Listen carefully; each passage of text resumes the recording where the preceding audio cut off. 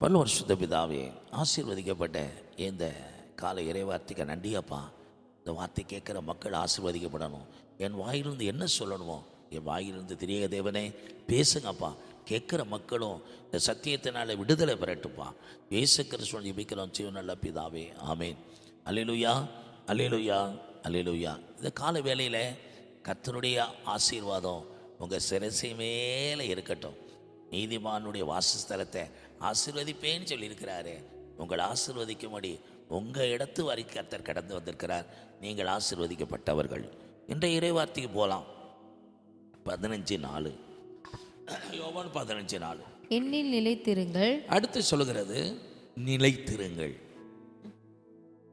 முதலாவது, அவர் இல்லாமல் நம்ம ஒன்றும் செய்ய முடியாது. செடி இல்லாமல் கொடிக்கு வேலையே இல்லை. இப்போ அவரில் நிலைத்திருங்கள். வாசிப்பா. நானும் உங்களில் நிலைத்திருப்பேன். கொடியானது திராட்சை செடியில் நிலைத்திராவிட்டால் அது தானாய் கனி கொடுக்க மாட்டாது போல நீங்களும் என்னை நிலைத்திராவிட்டால் கனி கொடுக்க மாட்டீர்கள். என்ன சொல்றாரு? நிலைத்திருங்கள். வார்த்தையில நிலைத்திருங்கள், உபதேசத்தை நிலைத்திருங்கள், சபையில நிலைத்திருங்கள், ஜெபத்தில் நிலைத்திருங்கள், ஊழியத்தில் நிலைத்திருங்கள், குடும்பத்தில் நிலைத்திருங்கள், உங்க ஸ்தாபனத்தில் நிலைத்திருங்கள், எல்லாவற்றையும் நிலைத்திருங்கள். சிலர் நிலையற்றவங்களா இருப்பாங்க. யாக்கோபு சொல்லுகிறாரு, இருமனம் உள்ளவன் தன் வழிகள்லாம் நிலையற்றவனா இருப்பான். கிறிஸ்துவ வாழ்க்கையில ஒரே மனமா இருங்க. கிறிஸ்துவோடு கூட ஒரு மனமா இருங்க. இருவரும் ஒருமித்து போனாதான் உங்களோட பிரயாணம் சீரா இருக்கும். இன்னைக்கு நிறைய இடங்களில் நிலைத்திருக்கிற அனுபவம் கிடையாது. கணவன் மனைவிக்கில ஒரு அண்டர்ஸ்டாண்ட் மைண்டிங் இல்லை, மிஸ் அண்டர்ஸ்டாண்டிங், சந்தேகம். குடும்ப வாழ்க்கையில் ஒருமித்து உங்களால் வாழ முடியலை. வாக்கு பண்ணும்போது, திருமண உறவில் இணைக்கப்படும் போது இருவர் ஒருமித்து வாழுகிறனும் உடன்படிக்கை பண்ணுறோம். ஆனால் சில நாட்கள் கழித்து அந்த ஒரு மனம் இல்லாதபடி இரண்டு பேருடைய இருமணமான ஒரு வாழ்க்கையை ஓடிக்கொண்டிருக்கிறதுனால நிறைய குடும்பங்களில் இன்னைக்கு பிரிவினை பிளவுகள் ஓடுகிறது. கனியற்றவர்களாக காணப்படுறாங்க. கிறிஸ்துவோடு ஒரு மனம் இல்லாதவன் கணவன் மனைவியோடு ஒரு மனமாக எப்படி இருக்க முடியும்? பிள்ளைகளோடு ஒரு மனமாக எப்படி இருக்க முடியும்? சபையில் எப்படி ஒரு மனமாக இருக்க முடியும்? இந்த வேலையில் எப்படி ஒரு மனமாக இருக்க முடியும்? ஒரு வீட்டில் எப்படி ஒரு மனமாக குடியிருக்க முடியும்? இதெல்லாம் நீங்கள் ஒருமித்து இருந்தால் தான் உங்கள் இடத்துல வாசம் பண்ண முடியும். ஆண்டவரோடு ஒருமித்து இராதவன் எந்த இடத்துலையும் நிலைத்திருக்க முடியாது. நீங்கள் சபைக்கு மக்கள் தாவிக்கிட்டு தான் இருக்கிறாங்க. ஏன் அவங்களால பலன் கொடுக்க முடியலை? எத்தனோ வருஷங்கள் சபையில் இருக்கிறேன்னு சொல்றாங்களே, ஒரு பலன் இல்லையே. ஒரு தாளந்தை பெற்றவனை போல புதைச்சி வச்சாச்சு. தேவனுக்கென்று அதை பயன்படலை, அதனால பலன் கொடுக்க முடியல. இதை கேட்கிற அருமையான கர்த்தருடைய பிள்ளைகளே, கொடியானது செடியில நிலைத்திருக்கணும். கிறிஸ்தவ வாழ்க்கையில நிலைத்திருக்கிற அனுபவம் வேணும். அந்த நிலைத்திருத்தல் அப்படிங்கிறதுனா, பேதுரு அழகழகிற நித்திய மகிமைக்கென்று அழைக்கப்பட்டவர்கள் கொஞ்ச காலம் பாடுபட்ட நீங்க சீர்படுத்தி ஸ்திரப்படுத்தி பலப்படுத்தினதை நிலை நிறுத்துதல். நித்திய மகிமைக்கு அழைக்கப்பட்ட நம்ம கொஞ்ச காலம் சீர்பட வேண்டியது அவசியம்.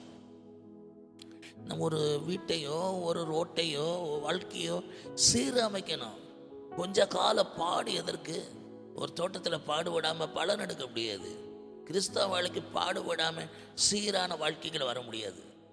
கொஞ்ச கால பாடு, சீர்படுத்தி அதுக்கடுத்த ஸ்திரப்படுதல். வாழ்க்கையில் எப்போ ஸ்திரப்படுதுன்னா, சீர்பட வேண்டிய காரியத்தில் சீர்படணும். சீர்கேடான கிளவி பட்சிகளுக்கு விலகுங்கிறார்.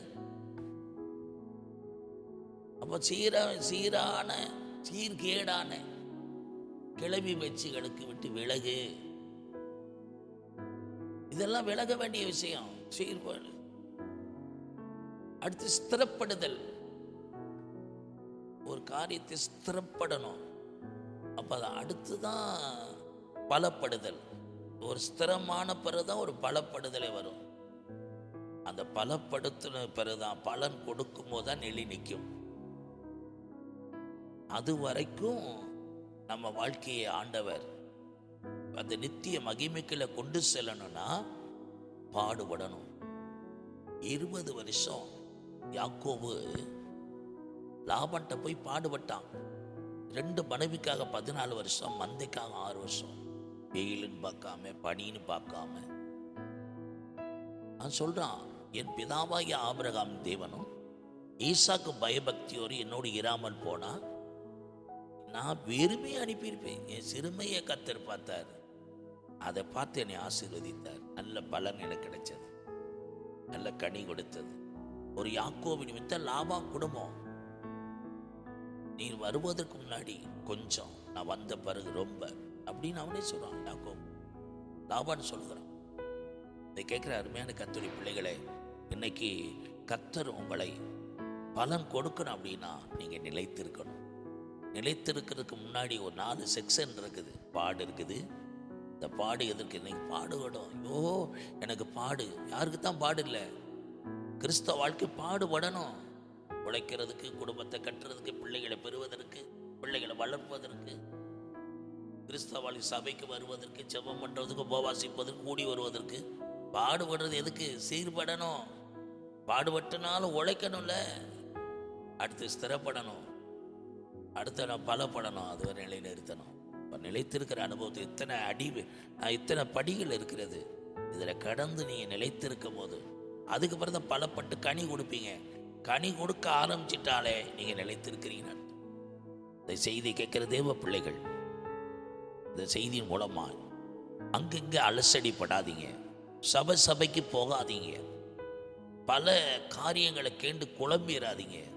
உங்களை நடத்துகிறவங்க கரத்தில் உங்களை சொல்லுகிற கர்த்தருடைய ஆலோசனை கேட்டு பாடுகளை கண்டு பயந்துடாதீங்க.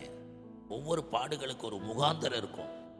பாடுபட்டு சீர்படுத்துறாரு, ஸ்திரப்படுத்துறாரு, பலப்படுத்துறாரு. நீங்க நிலைத்திருக்கத்தான் அந்த பாடுகளை. ஆனால் நிலைத்திருங்க, நீங்க மிகுந்த கனிகளை கொடுப்பீங்க. இயேசு கிறிஸ்துவின் ஜெபிக்கிறோம். நல்ல பிதாவே, ஆமென்.